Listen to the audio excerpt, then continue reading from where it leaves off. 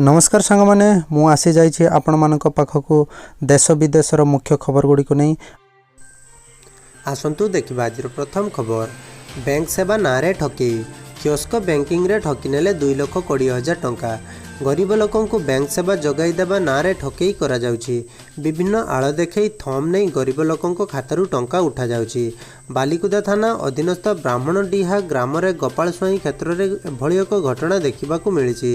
Bank खातार आधार card link कर देवाकू कही गोपाल स्वाई खातारू ठकई कर 2,20,000 टंका उठाई नेले कियोस्क बैंकिंग रे काम करथिबा बीसी सामिना स्वाई। घटना जानिबा क्षणी बैंक मैनेजर हस्तक्षेप जोगु अधिकारी तांको टंका फेराई देले। केवल गोपाल स्वाई नुहंती एमिति अनेक ठकामीरा शिकार हेउछंती साधारण लोक। आसंतु देखिबा परवर्ती खबर। सचेतनता ना रे भय व्यापुची मरीगला मानविकता पड़ी रहिला मृतदेह। कोरोना पई सचेतनता ना रे भय व्यापुची एमिति परिस्थिति रे बालेश्वर जिला सिमुलिया अंचल एक करुण कहानी सामना को आसीची। श्रीधर बेहेरा नामक जड़े व्यक्ति कोलकाता रे काम करुथिले। किछि दिन हैला से लिभर जनित रोग रे पीड़ित थिले। यह सहित काश और श्वास प्रक्रिया रे समस्या हेबारु तांकु सिमुलिया डाक्तरखाना रे चिकित्सा हेउथिले। गतकाली तांकु अति गुरुतर अवस्था बालेश्वर बड़ डाक्तरखाना को अणा जाइथिला। चिकित्सा आरंभ हेबा मात्रे किछि समय पर तांकर मृत्यु होइथिला। तेबे गतकाली रातिरे तांको घर मृतदेह पहुँचवा पर अंतिम संस्कार पई केही सहयोग करि नथिले। राति सारा मृतदेह पड़ी रहिथिला। खबर पाई सिमुलिया थाना आईआईसी परशुराम नायक और स्थानीय सीएचसीआर भारप्राप्त अधिकारी डाक्टर विजय कुमार पंडा घटनास्थल में पहुंची गाँ लोकों को बुझासुझा करने पर अंतिम संस्कार करा जाइथिला। आसंतु देखिबा परवर्ती खबर। जाजपुर संगरोध केन्द्र फेरार होई खोलिथिला गैरेज सील कला पुलिस। दशरथपुर बिराजपुर अंचल में थिबा संगरोध केन्द्र फेरार होई गैरेज खोलिथिले जड़े युवकों को पुलिस गिरफ्त करिछि।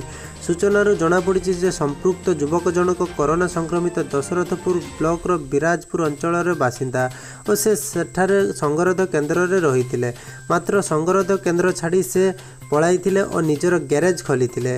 ए संपर्क में पुलिस सूचना पाइबा पर संपृक्त युवकों को गिरफ्त करने सह गैरेज को सील मध्य करिछि। गैरेज निकटवर्ती अंचल विशोधन करा जाउछि।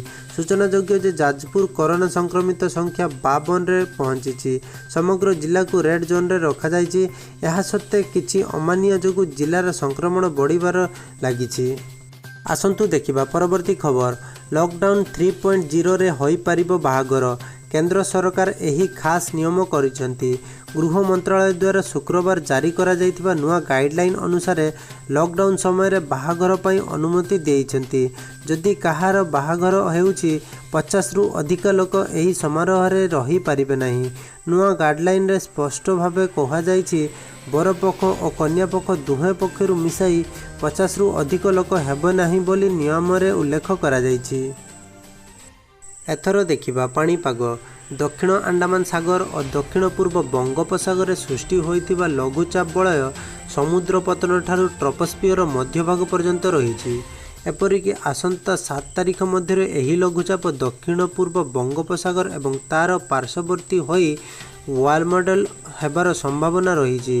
एपरिक आसंता 24 घंटा मध्य आहुरी घनीभूत होई अवपातर रूप नहीं पारे बोली पाणीपाग पूर्वानुमान कहिछि। एही लघुचाप आसंता 7 तारिख जाए उत्तर पश्चिम दिगरे गति करिवार संभावना रही। अन्यपटे राज्यर 11टी जिला पई येलो वार्निंग जारी करिछि पाणीपाग केन्द्र।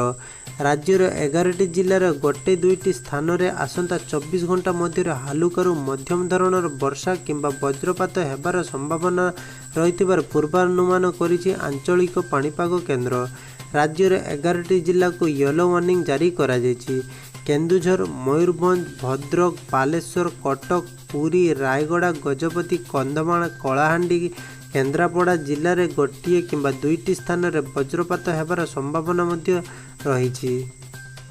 प्रतिदिन एमिति नुआ नुआ न्यूज जानिबा पई आम चैनल को सब्सक्राइब करी रखंतु। धन्यवाद।